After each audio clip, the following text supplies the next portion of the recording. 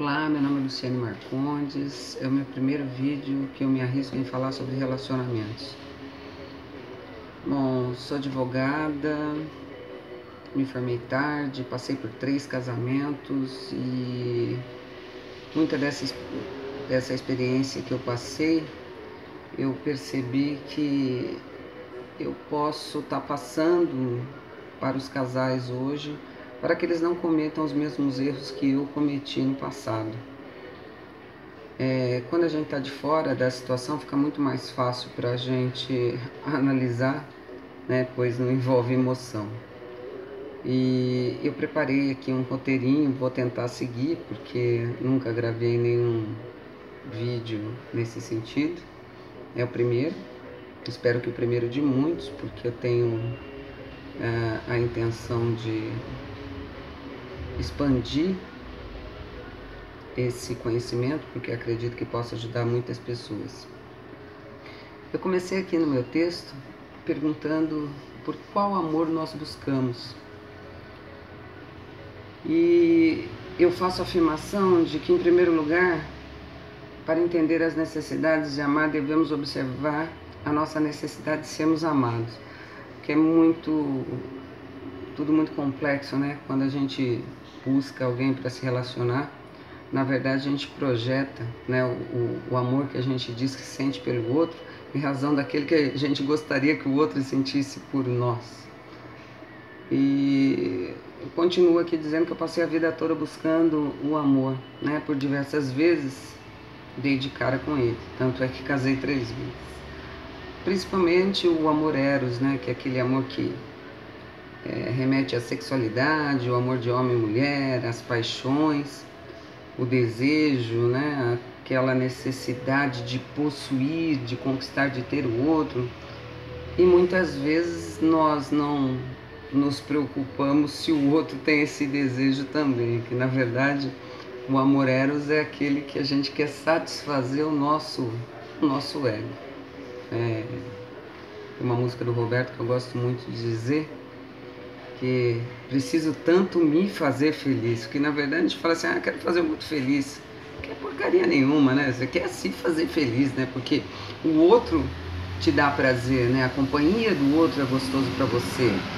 Pouco está importando se o outro está feliz com você ou não, porque quando a gente está apaixonado, a gente quer o outro a qualquer custo.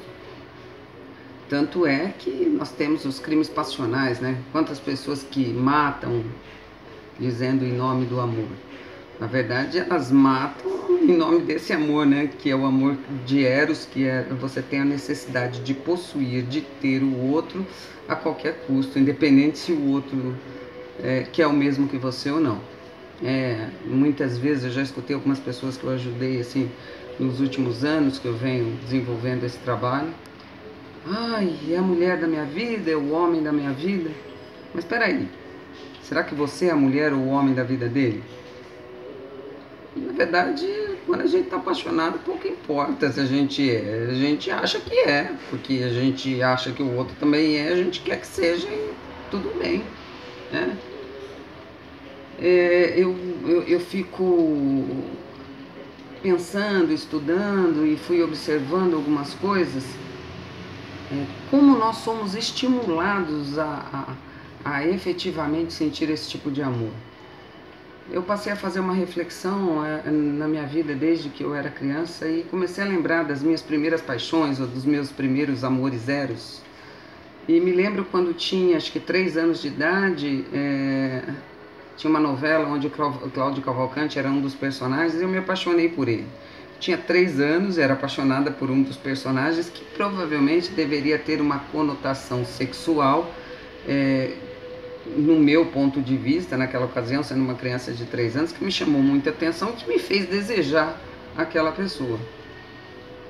Tenho alguns flashes de outras paixões, de outros amores eros que passei durante a minha infância.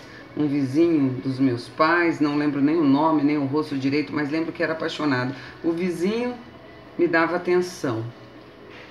Hoje, estudando um pouco mais sobre até física quântica, que me fez entender o que leva a nos apaixonarmos, né? algumas substâncias químicas, como a serotonina, por exemplo. E aí me remeto lá ao passado, quando estive apaixonada pelo vizinho, que brincava comigo, vinha brincar com as minhas bonecas, ou vinha brincar com qualquer outro brinquedo comigo, me dava efetivamente atenção, né? Produzia em mim a tal da serotonina, o prazer, e como nós somos seres em busca do prazer, eu associei o amor eros, a paixão, o desejo de possuir aquele ser que me dava aquele prazer. E vivi aquela paixão, os anos foram passando, em outra novela me apaixonei pelo Tony Ramos. Eu me lembro quando tinha, acho que uns 10, 11 anos, o meu tio era homossexual, se relacionava com um rapaz, eu desejei o namorado do meu tio e na minha cabeça fui apaixonada por ele nunca soube. Vários amores platônicos, né, que nós desenvolvemos durante a nossa vida, muitas vezes até depois de adulto, né?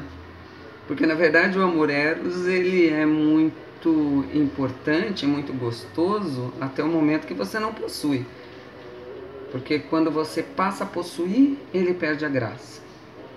Assim como uma aquisição de um brinquedo novo, de um eletrônico novo, né? Muitas vezes desejamos muito um eletrônico e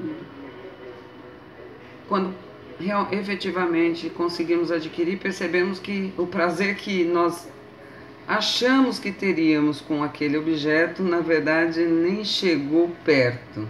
E o amor eros é exatamente assim. Criamos uma expectativa muito grande em cima do outro, idealizamos o outro dentro daquilo que a gente imaginou que o outro fosse, e muitas vezes o outro não é nada daquilo. É simplesmente só na nossa imaginação é que ele efetivamente seria aquilo. E por isso que esse amor eros, ele é muito mais gostoso na sua imaginação do que quando ele realmente acontece. Muitas vezes, quando ele acontece, perde a graça. Você já conquistou o que tinha, como o eletrônico, né? Que você queria tanto, aí a hora que você tem, você percebe que não era exatamente o que você queria. E o prazer que o outro causava em você não está sendo suficiente em razão das chatices que ele faz para você. Porque nós somos feitos de coisas positivas e negativas. E ninguém vai te dar prazer 95, 99% do tempo, a não ser na sua imaginação. Então, enquanto o negócio estava só na sua imaginação, você só tinha prazer. No momento que passa a ser a realidade, muitas vezes você pode ter 70% de desprazer e os outros 30% de prazer. E aí você começa a analisar. Vale a pena continuar essa relação? E onde, muitas vezes, após a conquista, o relacionamento termina, perde a graça. Porque, efetivamente, nunca foi aquilo que a pessoa idealizou. Outra coisa que, analisando a minha infância, eu percebi que acho que eu cultivo desde bem cedo, bem jovem, é o ciúmes. Eu não me lembro da minha mãe ter ciúmes do meu pai, mas eu fui condicionada a ter ciúmes do meu pai desde pequena. O meu pai era um cara que se relacionava com várias mulheres e ele tinha uma tendência a mentir.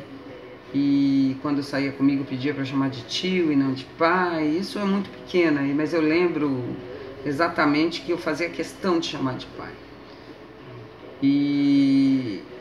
Mas tudo isso me gerava um ciúmes tremendo dele, e eu trouxe isso para a minha vida adulta, né? Essa insegurança, esse achar que todos os homens agem da mesma forma, né? E que a gente não para analisar o tipo de relacionamento que ele tinha com a minha mãe.